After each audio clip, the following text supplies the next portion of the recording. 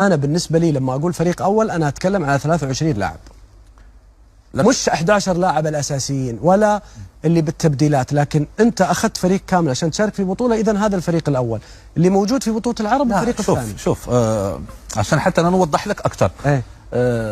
أغلبية الفرق مثلا ربما في تونس ولا مصر على الأقل تلاقي منهم 5 ولا 4 لاعبين واخذينهم من الفريق الأول الأساسي مشاركين مع الفريق اللي هو يلعبون المحلي هناك. أما بالنسبة للمغرب راه حاليا ما فيش ولا لاعب فيهم يلعب مع الفريق الأول، لا كأساسي ولا كاحتياطي.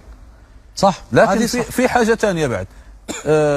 المدرب طارق ما يلاقي اي عذر، لانه ما دام خذ هذا التحدي الا وجاب هاد اللاعبين وعنده ثقه فيهم، وحتى احنا كمشجعين راضيين بهذا الفريق. يعني على هذا المستوى اللي هو مقدمه بالظروف اللي هو طارق انه لغايه الحين راه ما صرح فيها، لانه دائما من البدايه تاعو لقى كثير من الظروف اللي هي ضده.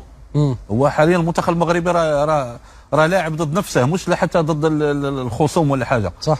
راه مش ممكن بان المدرب جايب لك مثلا 20 لاعب وقبل ما يبتدي البطوله يلاقي بان عنده 4 لاعبين مصابين، ووصل البطولات صابوا له 2 بعد نفس الشيء.